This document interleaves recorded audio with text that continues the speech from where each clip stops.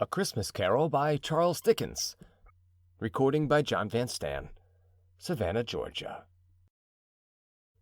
Preface. I have endeavored in this ghostly little book to raise the ghost of an idea, which shall not put my readers out of humor with themselves, with each other, with the season, or with me. May it haunt their houses pleasantly, and no one wish to lay it. Their faithful friend and servant, C.D., December 1843. Stave 1. Marley's Ghost. Marley was dead, to begin with. There was no doubt whatever about that. The register of his burial was signed by the clergyman, the clerk, the undertaker, and the chief mourner. Scrooge signed it, and Scrooge's name was good upon change for anything he chose to put his hand to. Old Marley was as dead as a doornail. Mind, I don't mean to say that I know of my own knowledge what there is particularly dead about a doornail. I might have been inclined myself to regard a coffin nail as the deadest piece of ironmongery in the trade, but the wisdom of our ancestors is in the simile, and my unhallowed hands shall not disturb it, or the country's done for. You will therefore permit me to repeat, emphatically, that Marley was as dead as a doornail. Scrooge knew he was dead? Of course he did. How could it be otherwise? Scrooge and he were partners for I don't know how many years. Scrooge was his sole executor, his sole administrator, his sole assign, his sole residuary legatee, his sole friend, and sole mourner. And even Scrooge was not so dreadfully cut up by the sad event, but that he was an excellent man of business on the very day of the funeral, and solemnized it with an undoubted bargain. The mention of Marley's funeral brings me back to the point I started from. There is no doubt that Marley was dead. This must be distinctly understood, or nothing wonderful can come of the story I am going to relate.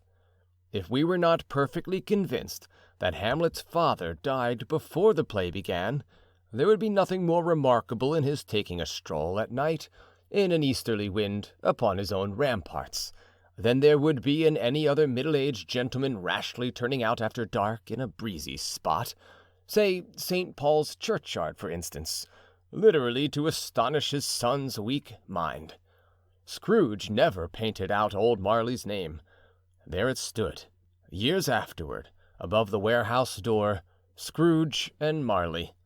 The firm was known as Scrooge and Marley. Sometimes people new to the business called Scrooge Scrooge, and sometimes Marley, but he answered to both names. It was all the same to him.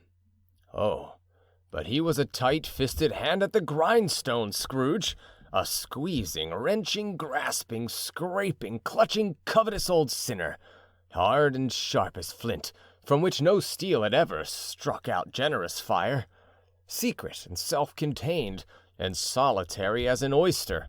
The cold within him froze his old features, nipped his pointed nose, shriveled his cheek, stiffened his gait, made his eyes red, his thin lips blue, and spoke out shrewdly in his grating voice. A frosty rime was on his head, and on his eyebrows, and his wiry chin. He carried his own low temperature always about with him. He iced his office in the dog days, and it didn't thaw at 1 degree at Christmas. External heat and cold had little influence on Scrooge.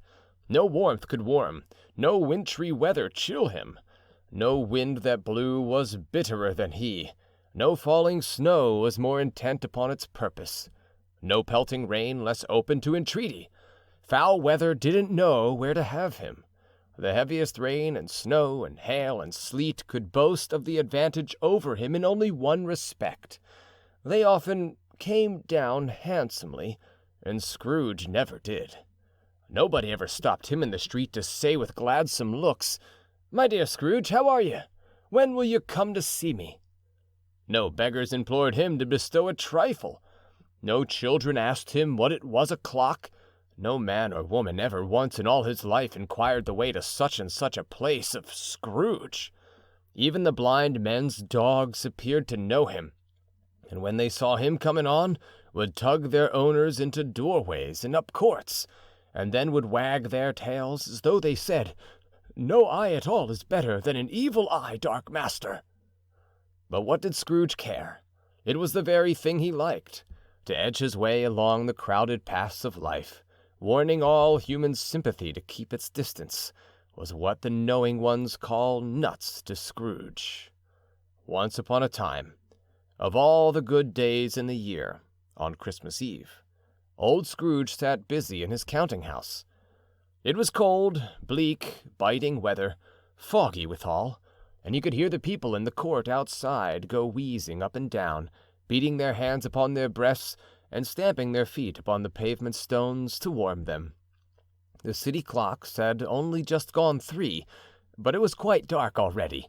It had not been light all day, and candles were flaring in the windows of the neighboring offices like ruddy smears upon the palpable brown air. The fog came pouring in at every chink and keyhole, and was so dense without that although the court was of the narrowest, the houses opposite were mere phantoms. To see the dingy cloud come drooping down, obscuring everything, one might have thought that nature lived hard by and was brewing on a large scale. The door of Scrooge's counting-house was open that he might keep his eye upon his clerk, who in a dismal little cell beyond, a sort of tank, was copying letters. Scrooge had a very small fire, but the clerk's fire was so very much smaller that it looked like one coal. But he couldn't replenish it, for Scrooge kept the coal box in his own room, and so surely as the clerk came in with the shovel, the master predicted that it would be necessary for them to part. Wherefore the clerk put on his white comforter and tried to warm himself at the candle, in which effort, not being a man of a strong imagination, he failed. "A Merry Christmas, Uncle! God save you!" cried a cheerful voice. It was the voice of Scrooge's nephew, who came upon him so quickly that this was the first intimation he had of his approach. "Bah!" said Scrooge. "Humbug!"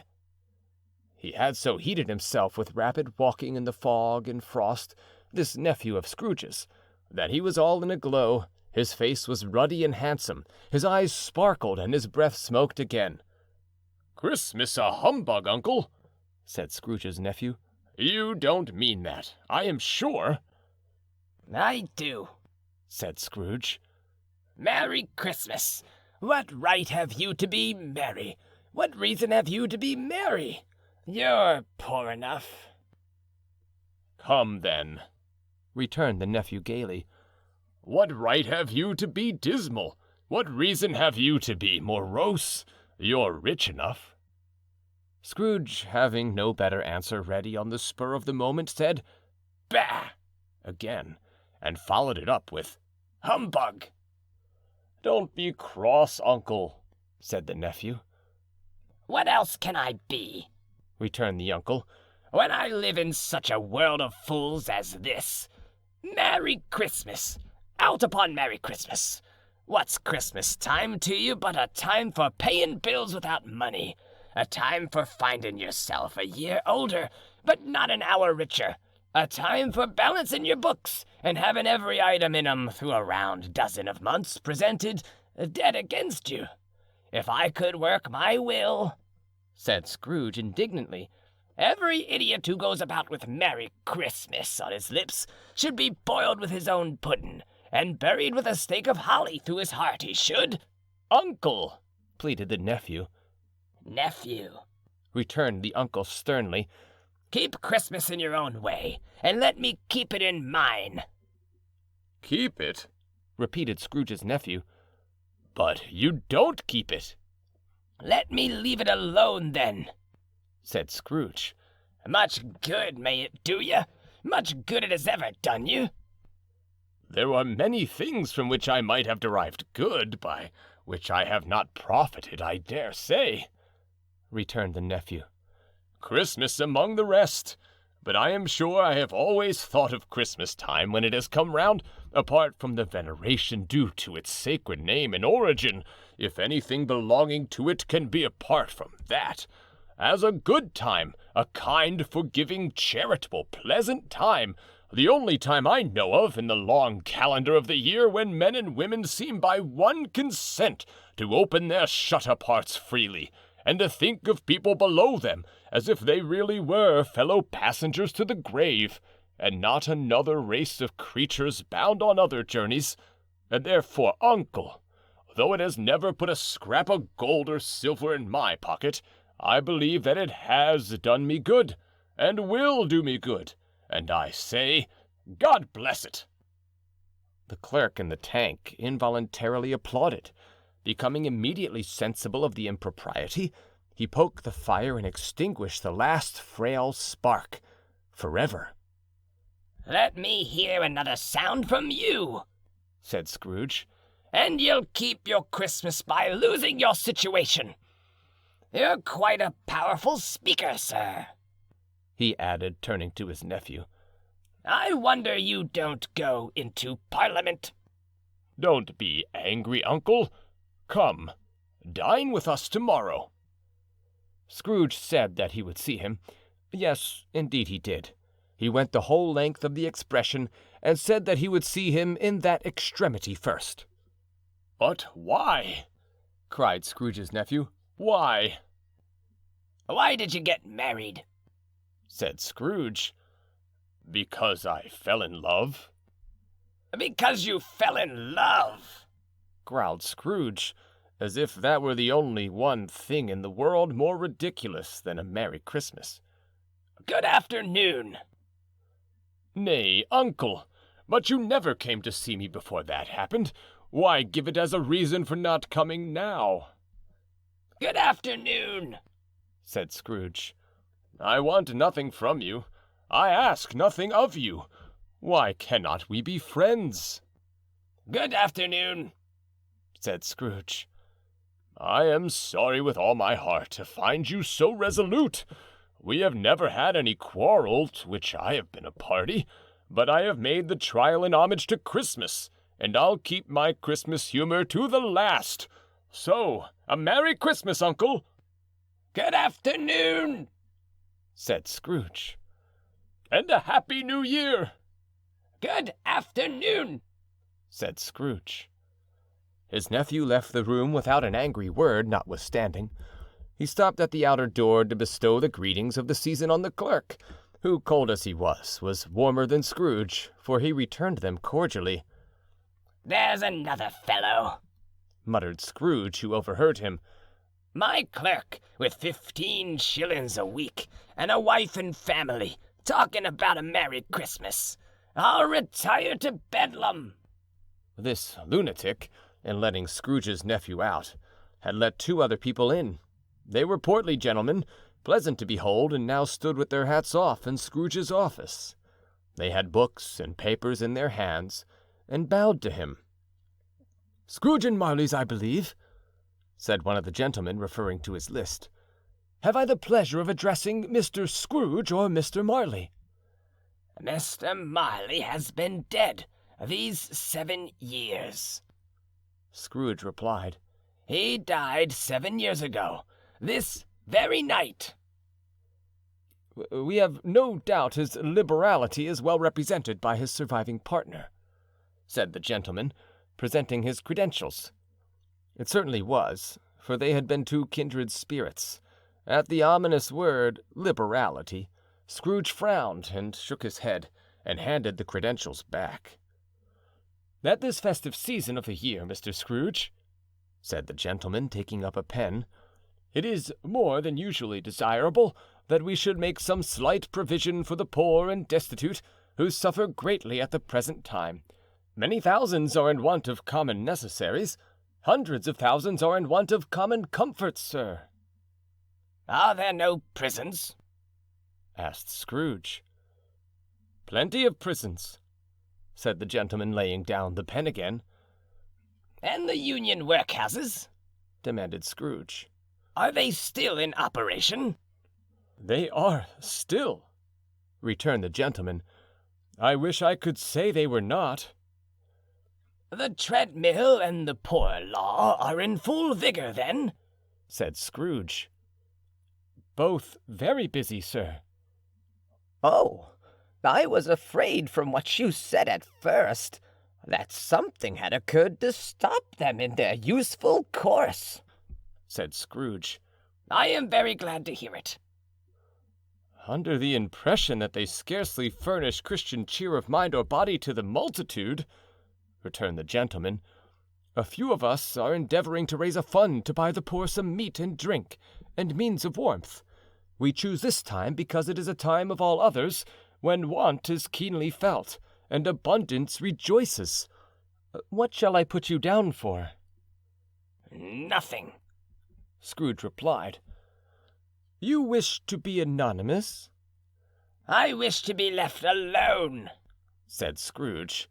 "Since you ask me what I wish, gentlemen, that is my answer. I don't make merry myself at Christmas, and I can't afford to make idle people merry. I help to support the establishments I have mentioned. They cost enough, and those who are badly off must go there." "Many can't go there, and many would rather die." "If they would rather die," said Scrooge, "they had better do it, and decrease the surplus population. Besides, excuse me, I don't know that." "But you might know it," observed the gentleman. "It's not my business," Scrooge returned. "It's enough for a man to understand his own business, and not to interfere with other people's. Mine occupies me constantly. Good afternoon, gentlemen." Seeing clearly that it would be useless to pursue their point, the gentleman withdrew. Scrooge resumed his labors with an improved opinion of himself, and in a more facetious temper than was usual with him. Meanwhile, the fog and darkness thickened so that people ran about with flaring links, proffering their services to go before horses and carriages and conduct them on their way. The ancient tower of a church, whose gruff old bell was always peeping slyly down at Scrooge out of a Gothic window in the wall, became invisible, and struck the hours and quarters in the clouds with tremulous vibrations afterwards, as if its teeth were chattering in its frozen head up there. The cold became intense. In the main street, at the corner of the court, some laborers were repairing the gas pipes, and had lighted a great fire in a brazier, round which a party of ragged men and boys were gathered, warming their hands and winking their eyes before the blaze in rapture. The water plug being left in solitude, its overflowing sullenly congealed and turned to misanthropic ice. The brightness of the shops, where holly sprigs and berries crackled in the lamp heat of the windows, made pale faces ruddy as they passed. Poulterers' and grocers' trades became a splendid joke, a glorious pageant with which it was next to impossible to believe that such dull principles as bargain and sale had anything to do. The Lord Mayor, in the stronghold of the mighty mansion house, gave orders to his 50 cooks and butlers to keep Christmas as a Lord Mayor's household should, and even the little tailor, whom he had fined 5 shillings on the previous Monday for being drunk and bloodthirsty in the streets, stirred up tomorrow's pudding in his garret, while his lean wife and the baby sallied out to buy the beef. Foggier yet and colder, piercing, searching, biting cold. If the good St. Dunstan had but nipped the evil spirit's nose with a touch of such weather as that, instead of using his familiar weapons, then indeed he would have roared to lusty purpose. The owner of one scant young nose, gnawed and mumbled by the hungry cold as bones are gnawed by dogs, stooped down at Scrooge's keyhole to regale him with a Christmas carol, but at the first sound of "God bless you, merry gentlemen, may nothing you dismay," Scrooge seized the ruler with such energy of action that the singer fled in terror, leaving the keyhole to the fog and even more congenial frost. At length, the hour of shutting up the counting-house arrived. With an ill will, Scrooge dismounted from his stool and tacitly admitted the fact to the expectant clerk in the tank, who instantly snuffed his candle out and put on his hat. "You'll want all day tomorrow, I suppose?" said Scrooge. "If quite convenient, sir." "It's not convenient," said Scrooge. "and it's not fair. If I was to stop 1/2 crown for it, You think yourself ill-used, I'll be bound." The clerk smiled faintly. "And yet," said Scrooge, "you don't think me ill-used when I pay a day's wages for no work?" The clerk observed that it was only once a year. "A poor excuse for picking a man's pocket every 25th of December," said Scrooge, buttoning his greatcoat to the chin. "But I suppose you must have the whole day. Be here all the earlier next morning." The clerk promised that he would, and Scrooge walked out with a growl. The office was closed in a twinkling, and the clerk, with the long ends of his white comforter dangling below his waist, for he boasted no greatcoat, went down a slide on Cornhill at the end of a lane of boys 20 times, in honor of its being Christmas Eve, and then ran home to Camden Town as hard as he could pelt to play at blind man's buff. Scrooge took his melancholy dinner in his usual melancholy tavern, and having read all the newspapers and beguiled the rest of the evening with his banker's books, went home to bed. He lived in chambers which had once belonged to his deceased partner. They were a gloomy suite of rooms in a lowering pile of building up a yard, where it had so little business to be that one could scarcely help fancying it must have run there when it was a young house, playing at hide-and-seek with other houses, and forgotten the way out again. It was old enough now and dreary enough, for nobody lived in it but Scrooge, the other rooms being all let out as offices. The yard was so dark that even Scrooge, who knew its every stone, was fain to grope with his hands.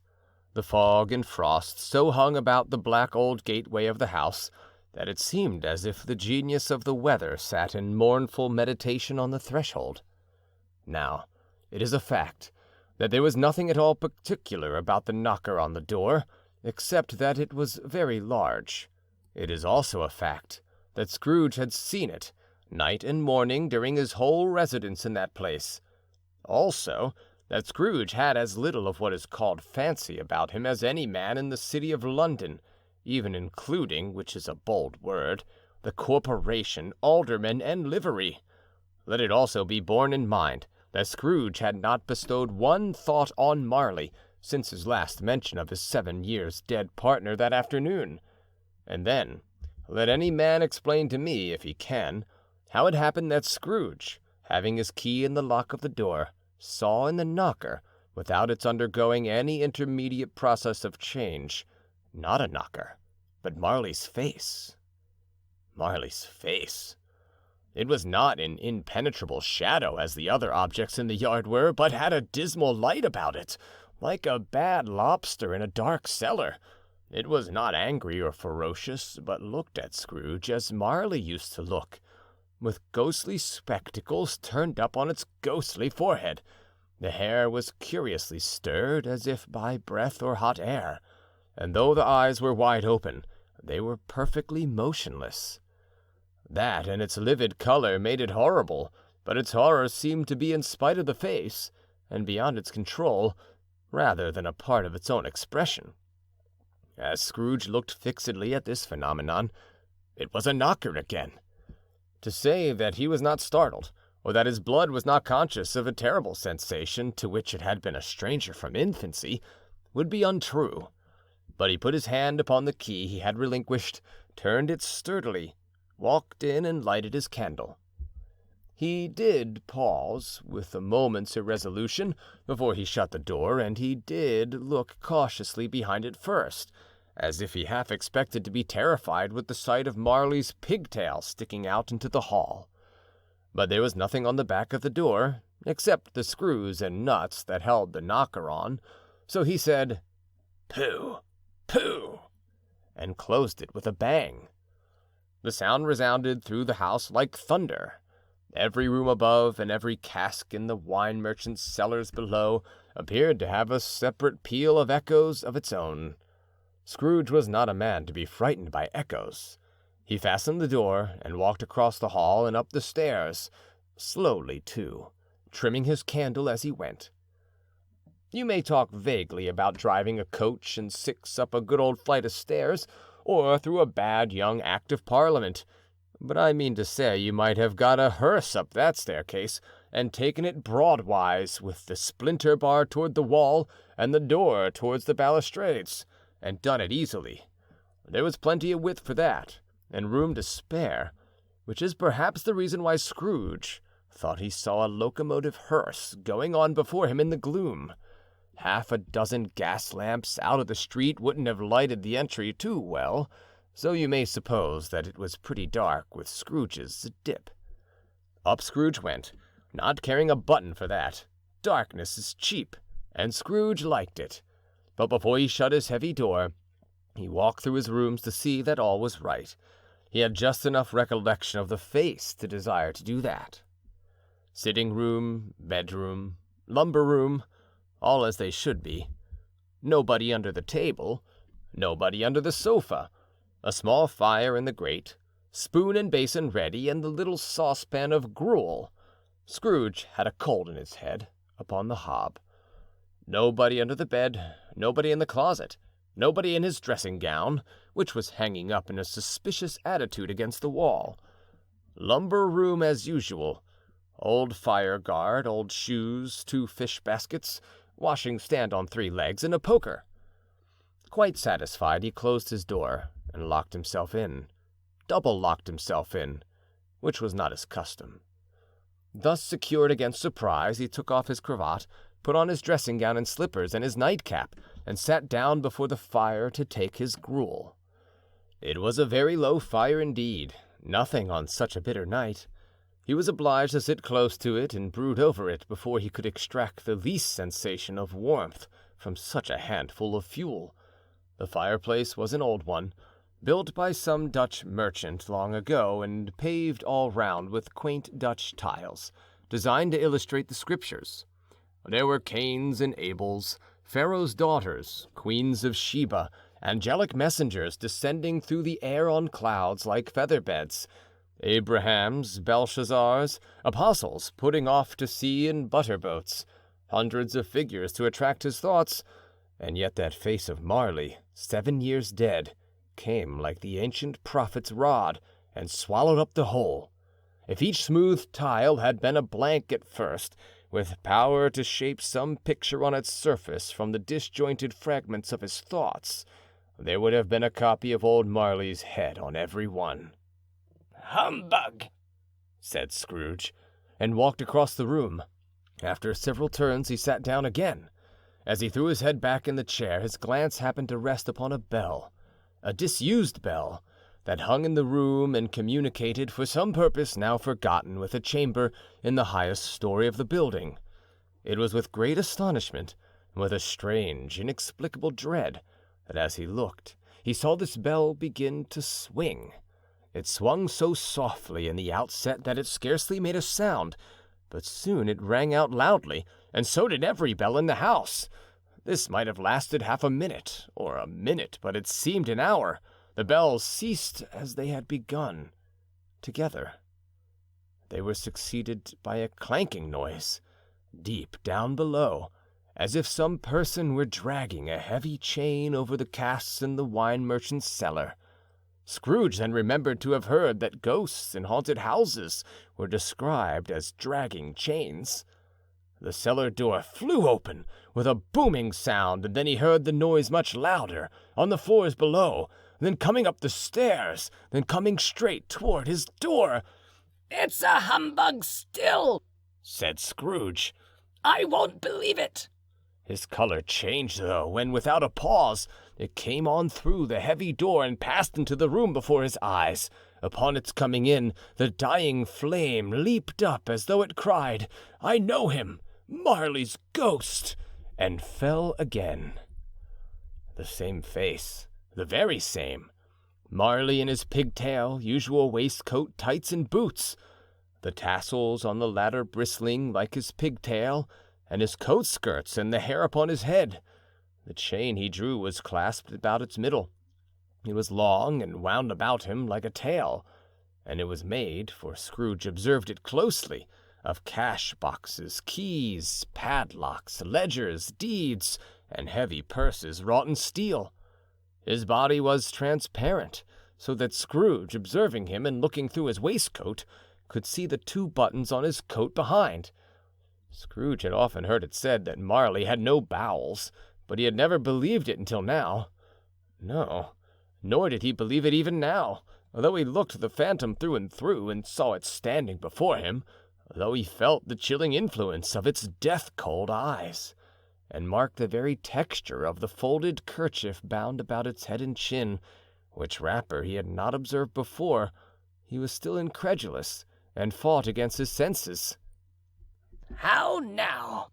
said Scrooge, caustic and cold as ever. "What do you want with me?" "Much."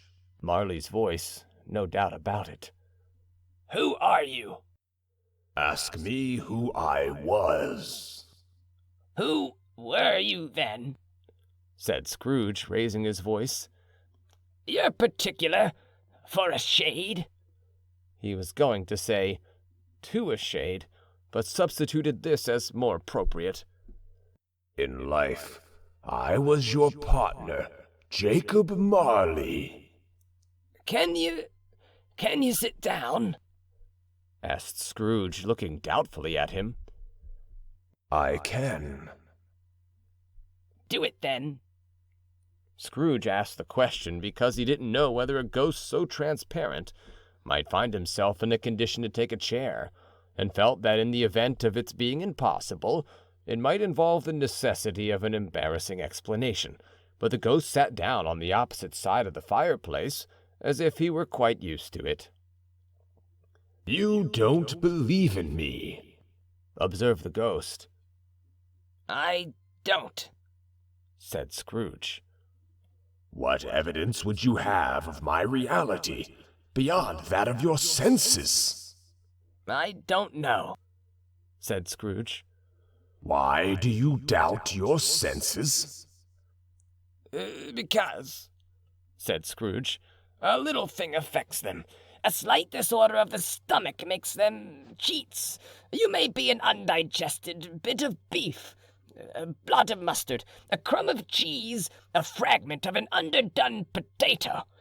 There's more gravy than of grave about you, whatever you are." Scrooge was not much in the habit of cracking jokes, nor did he feel in his heart by any means waggish then. The truth is that he tried to be smart as a means of distracting his own attention and keeping down his terror, for the spectre's voice disturbed the very marrow in his bones. To sit, staring at those fixed glazed eyes, in silence for a moment, would play, Scrooge felt, the very deuce with him. There was something very awful, too, in the spectre's being provided with an infernal atmosphere of its own. Scrooge could not feel it himself, but this was clearly the case, for though the ghost sat perfectly motionless, its hair and skirts and tassels were still agitated as by the hot vapor from an oven. "You see this toothpick?" said Scrooge, returning quickly to the charge, for the reason just assigned, and wishing, though it were only for a second, to divert the vision's stony gaze from himself. "I do," replied the ghost. "You are not looking at it," said Scrooge. "But I see it," said the ghost. "Notwithstanding." "Well," returned Scrooge, "I have but to swallow this, and be for the rest of my days persecuted by a legion of goblins, all of my own creation. Humbug, I tell you, humbug!" At this the spirit raised a frightful cry, and shook its chain with such a dismal and appalling noise that Scrooge held on tight to his chair to save himself from falling in a swoon. But how much greater was his horror when the phantom, taking off the bandage round its head, as if it were too warm to wear indoors, its lower jaw dropped down upon its breast. Scrooge fell upon his knees and clasped his hands before his face. "Mercy," he said. "Dreadful apparition, why do you trouble me?" "Man of the worldly mind," replied the ghost, "do you believe in me or not?" "I do," said Scrooge. "I must. But why do spirits walk the earth, and why do they come to me?" "It is required of every man," the ghost returned, "that the spirit within him should walk abroad among his fellow men, and travel far and wide, and if that spirit goes not forth in life, it is condemned to do so after death. It is doomed to wander through the world. Oh, woe is me! And witness what it cannot share, but might have shared on earth, and turned to happiness." Again the spectre raised a cry, and shook its chain and wrung its shadowy hands. "You are fettered," said Scrooge, trembling. "Tell me why." "I wear the chain I forged in life," replied the ghost. "I made it link by link, and yard by yard. I girded it on of my own free will, and of my own free will I wore it. Is its pattern strange to you?" Scrooge trembled more and more. "Or would you know," pursued the ghost, "the weight and length of the strong coil you bear yourself? It was full as heavy and long as this 7 Christmas Eves ago. You have labored on it since. It is a ponderous chain." Scrooge glanced about him on the floor, in the expectation of finding himself surrounded by some 50 or 60 fathoms of iron cable, but he could see nothing. "Jacob," he said imploringly, "old Jacob Marley, tell me more. Speak comfort to me, Jacob." "I have none to give," the ghost replied. "It comes from other regions, Ebenezer Scrooge, and is conveyed by other ministers to other kinds of men. Nor can I tell you what I would. A very little more is all permitted to me. I cannot rest. I cannot stay. I cannot linger anywhere. My spirit never walked beyond our counting-house. Mark me. In life, my spirit never roved beyond the narrow limits of our money-changing hole, and weary journeys lie before me." It was a habit with Scrooge, whenever he became thoughtful, to put his hands in his breeches pockets. Pondering on what the ghost had said, he did so now, but without lifting up his eyes or getting off his knees. "You must have been very slow about it, Jacob," Scrooge observed in a business-like manner, though with humility and deference. "Slow?" the ghost repeated. 7 years dead, mused Scrooge. "and traveling all the time." "The whole time," said the ghost. "No rest, no peace. Incessant torture of remorse." "You travel fast?" said Scrooge. "On the wings of the wind," replied the ghost.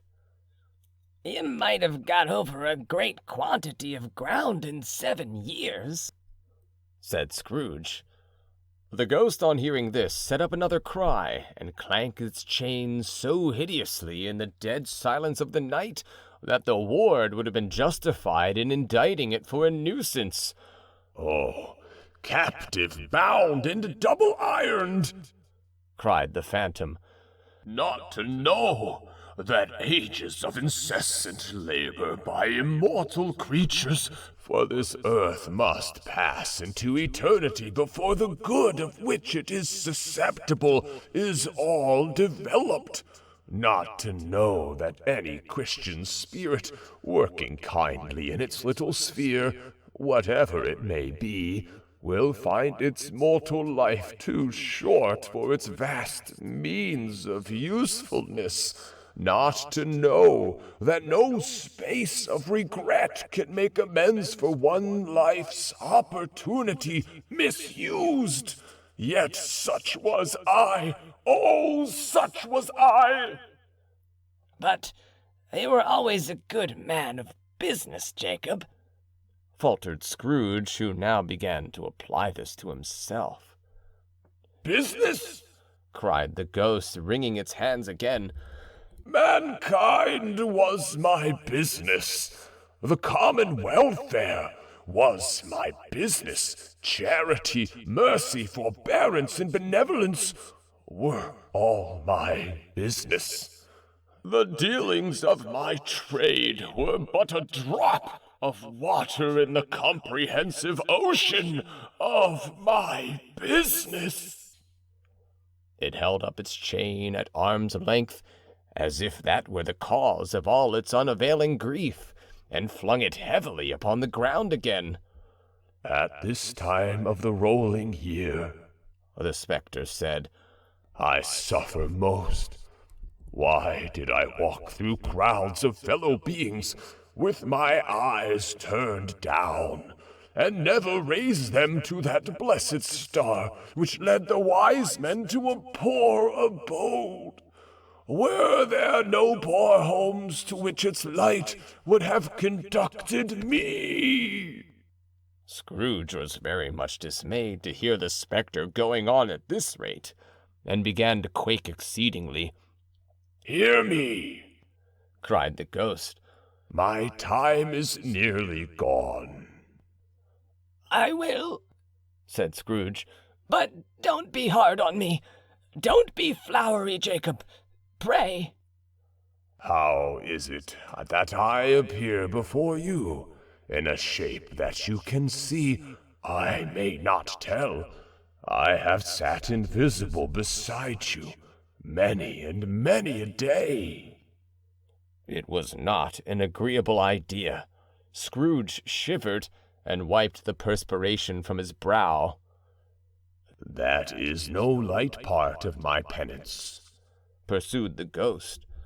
"I am here tonight to warn you that you have yet a chance and hope of escaping my fate, a chance and hope of my procuring Ebenezer." "You were always a good friend to me," said Scrooge. "Thank ye." "You will be haunted," resumed the ghost, "by 3 spirits." Scrooge's countenance fell, almost as low as the ghost's had done. "Is that the chance and hope you mentioned, Jacob?" he demanded in a faltering voice. "It is." I think I'd rather not," said Scrooge. "Without their visits," said the ghost, "you cannot hope to shun the path I tread. Expect the first tomorrow, when the bell tolls 1. "Couldn't I take 'em all at once and have it over, Jacob?" hinted Scrooge. "Expect the second on the next night at the same hour, the third upon the next night when the last stroke of 12 has ceased to vibrate. Look to see me no more, and look that for your own sake you remember what has passed between us." When it had said these words, the spectre took its wrapper from the table and bound it round its head as before. Scrooge knew this by the smart sound its teeth made when the jaws were brought together by the bandage. He ventured to raise his eyes again and found his supernatural visitor confronting him in an erect attitude with its chain wound over and about its arm. The apparition walked backward from him, and at every step it took, the window raised itself a little, so that when the spectre reached it, it was wide open. It beckoned Scrooge to approach, which he did. When they were within 2 paces of each other, Marley's ghost held up its hand, warning him to come no nearer. Scrooge stopped. Not so much in obedience as in surprise and fear, for on the raising of the hand he became sensible of confused noises in the air, incoherent sounds of lamentation and regret, wailings inexpressibly sorrowful and self-accusatory. The spectre, after listening for a moment, joined in the mournful dirge and floated out upon the bleak, dark night. Scrooge followed to the window. Desperate in his curiosity, he looked out. The air was filled with phantoms, wandering hither and thither in restless haste, and moaning as they went. Every one of them wore chains like Marley's ghost. Some few, they might be guilty governments, were linked together. None were free. Many had been personally known to Scrooge in their lives. He had been quite familiar with one old ghost in a white waistcoat, with a monstrous iron safe attached to its ankle, who cried piteously at being unable to assist a wretched woman with an infant, whom it saw below upon a doorstep. The misery with them all was, clearly, that they sought to interfere for good in human matters, and had lost the power forever.